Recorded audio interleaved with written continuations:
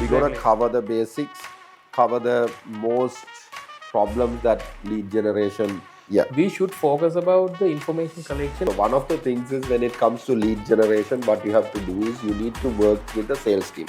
Because end of the day.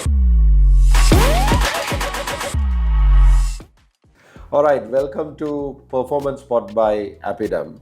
So today we're going to have a different discussions, different things we're going to talk about. Yeah. And what we came across within this week. Tomorrow nothing Friday. much. Friday. Yeah, nothing much. So I have a very small update because I think that's important. Okay. Important one, but a kind of, not a new feature. So basically you can now organize and customize your Google Ads overview. Right, so when you log into your Google Ads account, the first thing you see, the overview section. So now you can customize the overview section and add the relevant metrics and the graphs and everything according to your preference. Because sometimes so far we got the overview section that was organized and structured one. We cannot change the elements and widgets and everything. But now you can change and you can organize, you can customize based on your preference. So then you can easily get the basic understanding of your account performance rather than, if not, you have to go to the campaign level and get all the data from the campaign level, because most of the times the overview section, they show us the data. Actually, they are not the ones actually we want, right? So now you will be able to you can customize the overview section and you will be able to get all the relevant metrics and data according to your preference. On the other side, on the GA4 Meta didn't have anything. We didn't come across any updates. Meta, there are a few updates I saw on the qualifying the lead side and all. That's what we're going to discuss later. But I saw an update on the GA4, which was almost, I can't say it's an update. It was almost around 6-7 months back. Mm-hmm. But again, it's getting rolling out. Beta versions have been released to certain accounts. So what happened is it's nothing but it's called cross-channel budgeting, right? So it's going to be helping you to projection budget. That means you can project your budgets, check if you are on the track or is your revenue or conversion goals based on the performance. Based on the performance, what is happening, whether you are on the track or not. And then there is another report called Scenario Planner, lets you to test different budgets, changes before making decisions. So where to put the money, how to put the money. So it all gonna be from 4 different platforms. So first, before doing before going to the budget planning, cross-budget planning tool, you should need to import your cost data, that is connection, that is also recently rolled in. It will be able to connect TikTok, Meta, Snapchat, Reddit platforms. Almost all the key platforms. But it's a bit of technical work involved, but it's an important moving forward. If this budget planning tool needs to work, you need to enable it. Then you need to have proper clear KPIs for a year or quarter or something. We can leave the screen how the interface look for the budget planning, and then test few scenarios before applying them. Test the results and go on. If you are planning a projection report or something, you're tracking it, see whether it's accurately happening. Then if you are planning a scenario report, different budget changes where you wanted to change around, do testing. So this is a basic, anytime anything newly comes in, always make a test and then apply. So these are the things on new. Maybe there are a few, but it's not everything is important. So what we can move to what we're going to discuss today, right? So it's about lead generation, the most wanted topic, or I would say most interesting topic. You have a everyone goes behind. I think we got a lot of comments and a lot of feedback regarding this topic as well, because I think most of the companies, most of the advertisers, they struggle when it comes to lead generation. Not only about the quality as well, right? So that is very important, I think. So today what we are going to do is basically discuss about lead generation. Okay. And maybe Jatu, I think we will be able to do some more episodes as well regarding this topic. Let's start with I think this topic can't be done in 30-40 minutes. Exactly. But we're going to cover the basics, cover the most problems that lead generation campaign faces, or lead generation industry wise, right? So if you ask me, there is B2C lead gen as well as B2B lead gen as well. So lead gen, consumer to consumer, I mean B2C businesses collect leads for, say, for an example, real estate, maybe education institutes. These comes under lead generation, finding leads, right? So then again, B2B wise, there are software companies, insurance or service companies like looking for RFPs, big machineries. So a lot of industries involved on this. Even travel have the lead generation, right?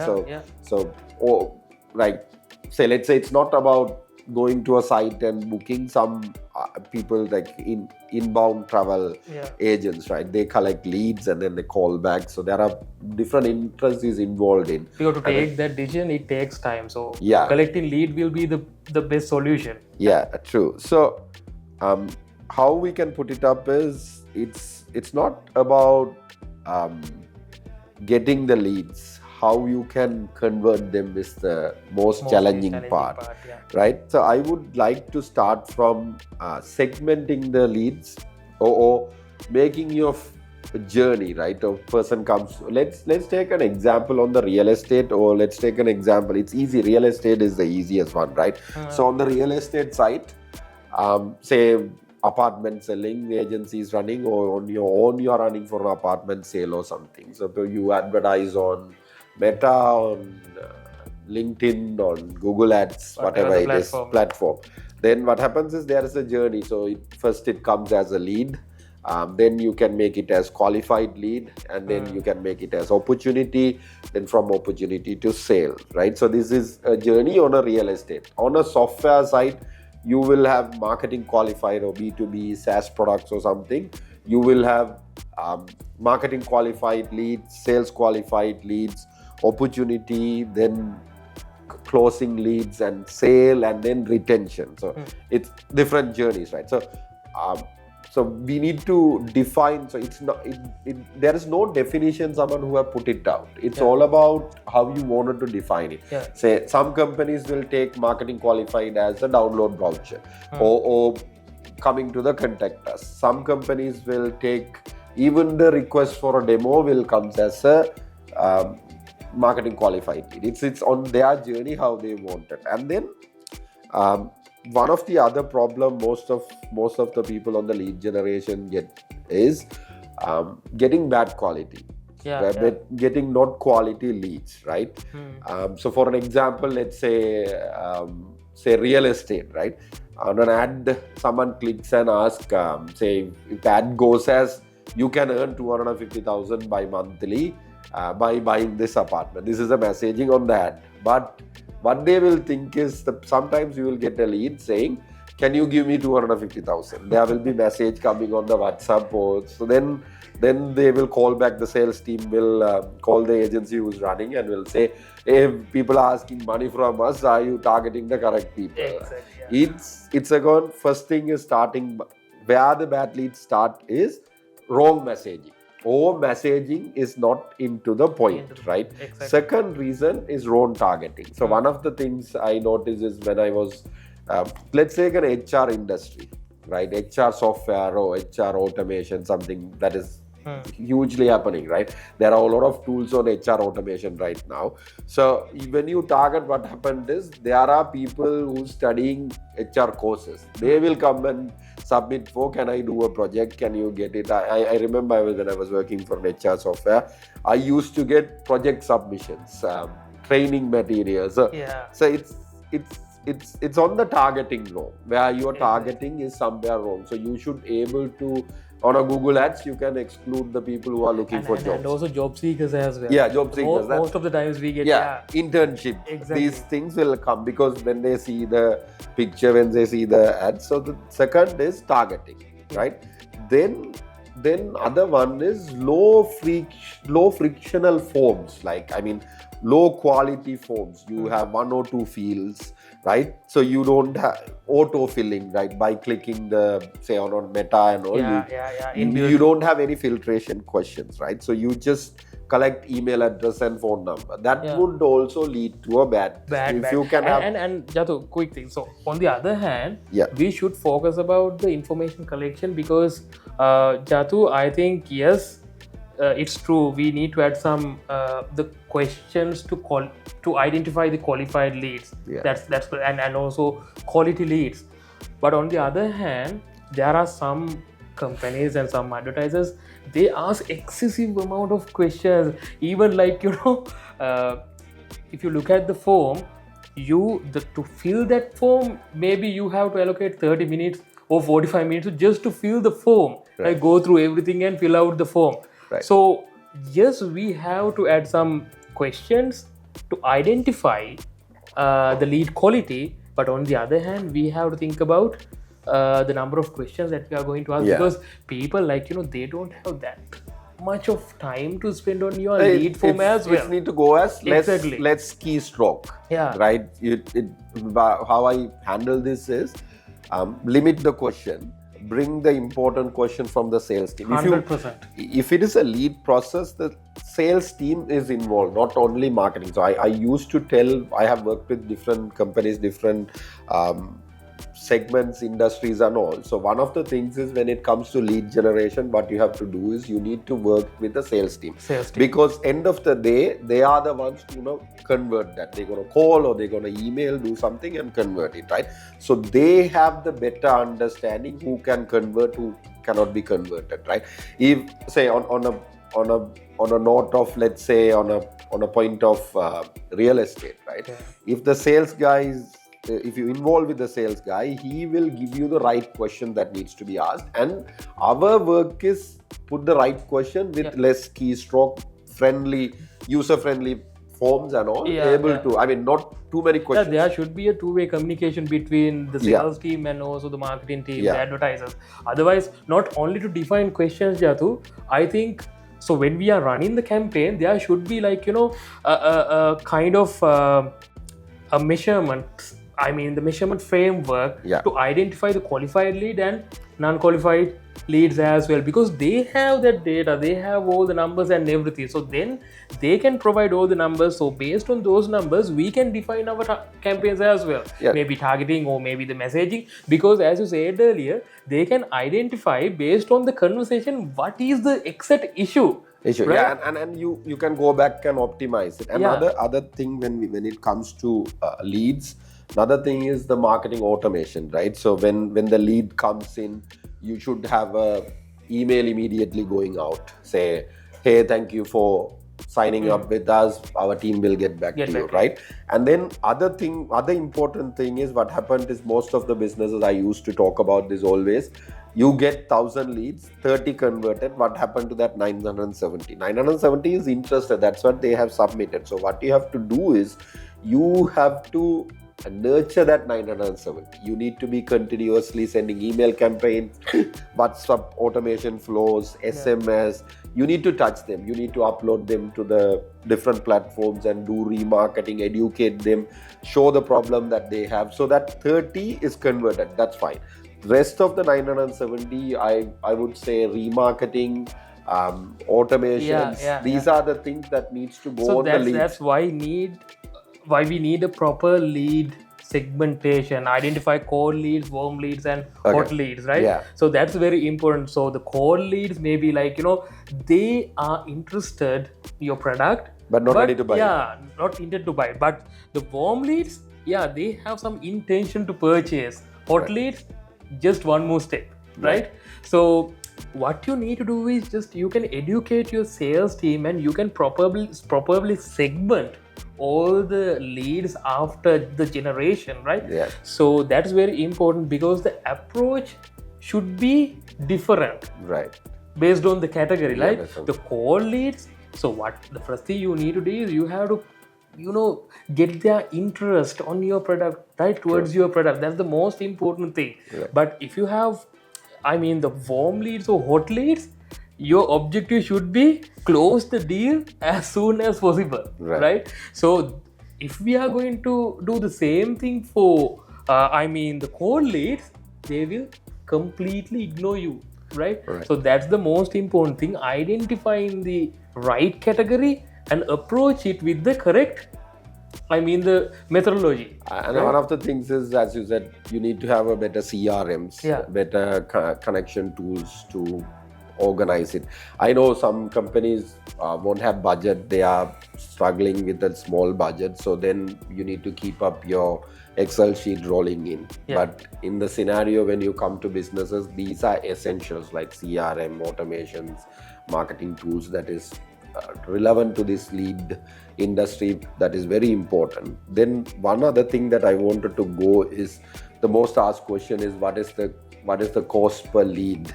For how we can calculate it, or how we know if there is a benchmark, is there is any document, do you know any? Sometimes people ask ChatGPT. Yeah, so it's simple, guys. Don't no one can't give you the exact number. Maybe by experience on an industry, say if someone asks me what should be B2B SaaS or something, it should be $60, $70. But it can't be set like that, because it's a business to business, your revenue, market to market revenue, all these things changes, right? So for an example, I have an experience that I was working with, let's say, a company that is your sales, end of the day, the sales completed, which is around £12,000. Right?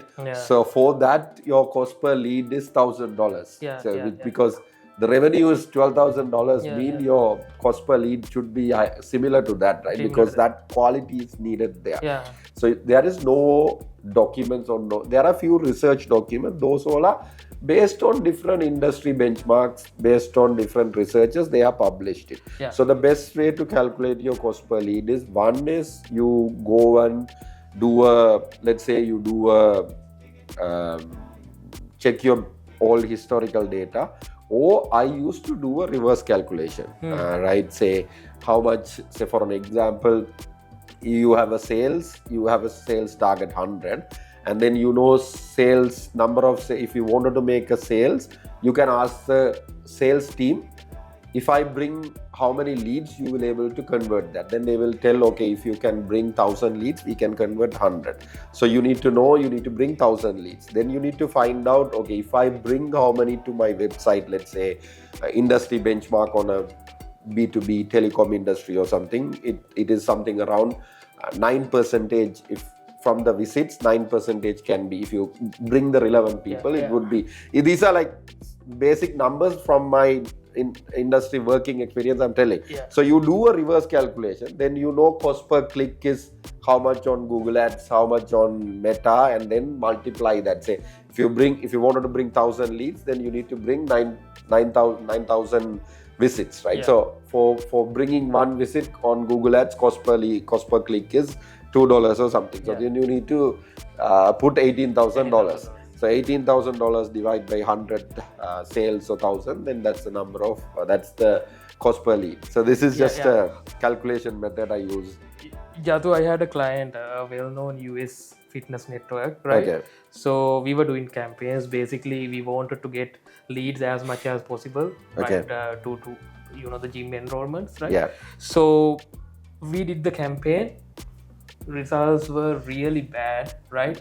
So the cost per result, it was really high, because we targeted the fitness enthusiasts and all the criteria related to fitness when we create our audience, right? And also we had a very good set of creatives as well. And then we did the campaign, as I said earlier, results were not good enough. So what we did actually, instead of targeting fitness enthusiasts and all the people related to fitness, right, and the interests and behavioral targeting, everything related to fitness, instead of that, we targeted people who are interested in fast food, maybe junk foods, right? So then it has started to generate leads, right? We completely changed the targeting approach and it worked. So sometimes our assumptions, right? Basically, when we launch the campaign, we create the audience based on our assumptions. That's completely fine. But if it not work well, what we have to do is basically we can try multiple different things, right? So we target completely different. We have taken a completely different approach, right? But it worked. And so what you need to do is time to time, you have to test different audiences, segments. Maybe you will be able to get some good results from a category who basically not directly related to your end product or service. So that's an interesting story. Okay, and next, moving into the what are the platform to advertise for leads is a other question, right? Yeah. So when it comes to it, it's a normal myth, everyone having it.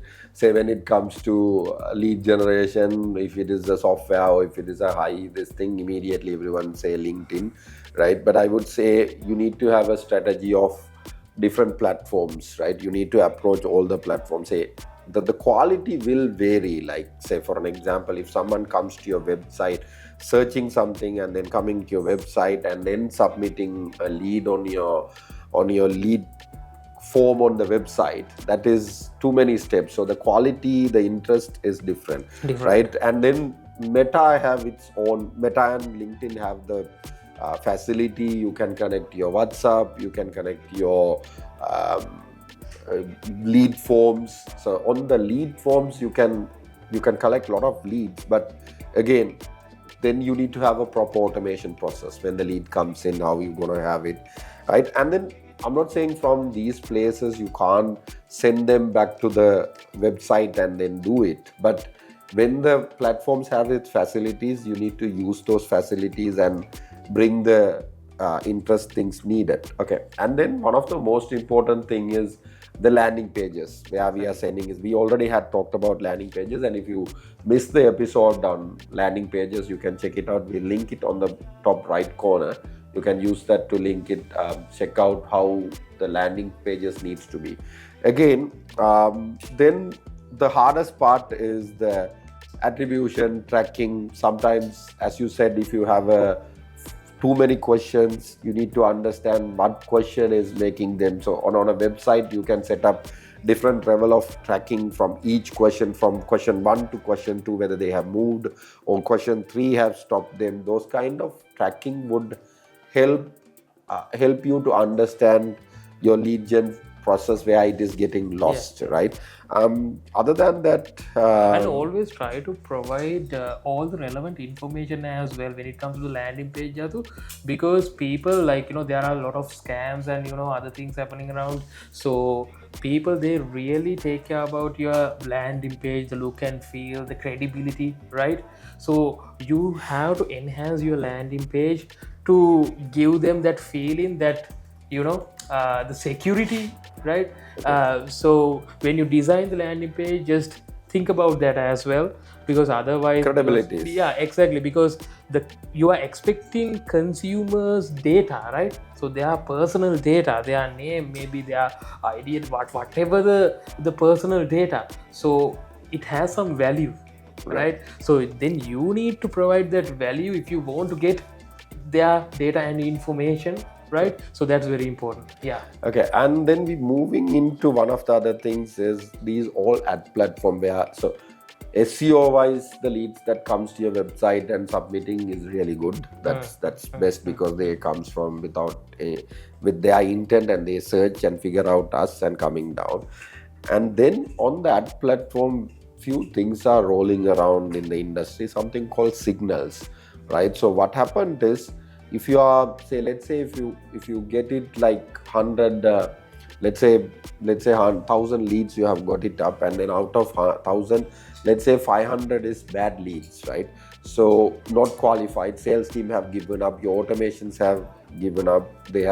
So one of the things is the Meta or Google and all now need more information from you, the data signal. So what you have to do is, on Meta and all, you can upload the non-qualified leads and mark it as not qualified leads, right? Or what you can do is you can exclude in the targeting, right? 100%. Then the campaign learns, your ad account will get learned. So that is on the bad. When it says it can't be converted, it is 100% bad, then you need to avoid them, exclude them on the campaigns. That signals it's people call signal engineering, etc., right? So that's where this it's all excluding the bad quality will come. So same way, whatever been converted, whatever the leads that have been converted, you just need to pass it to to the platform and say these are the ones that been converted, or this is the value that I got. It's for an example on Google Ads and all, we have something called enhanced conversions, right? So ECL, we call it as enhanced conversions for leads. So but actually the mechanism is simple terms if I explain it. So there's a search happening, there is a lead is getting submitted, and then after the lead lag time from the lead comes in to convert, say let's say 3 months, if you can come back and tell, okay, on February month or on a January month, even I think better if you can put it as an example on a real, not on real estate, let's put it a travel, right? So let's say you're targeting Europe market and you're getting 1,000 leads, and then that goes to the travel agent who prepare the what you call the itinerary and then send back. The discussions goes on, right? So when the leads converted, say let's say January to March something, March, April, your leads getting converted. So what you have to do is to the Google Ads, you're running a Google Ads and getting 1,000 leads, you need to come back and upload that. Why is that? Is if you upload only the ones that is converted, if you can upload it to the Google only, Google from April, May, June, it will able to find you the better quality ones by knowing, okay, this is the keyword that have brought this one, right? So there is more advanced thing. This is ECL, and conversions for leads. Beyond that, we have offline conversions, and Meta also have offline events. So you can say, let's say if you have a business that you collect leads, they come to your store and buy it. So those kind of things would help you to optimize more and get proper leads to your advertising platform. I call it these as signals. On a lead gen campaign, you give more signals to the platform, it will able to give you the better results. So we discuss a lot of things related to lead generation, lead quality, or the best practices and everything. So leads fill your pipeline, but quality fills your revenue. See you all in the next episode.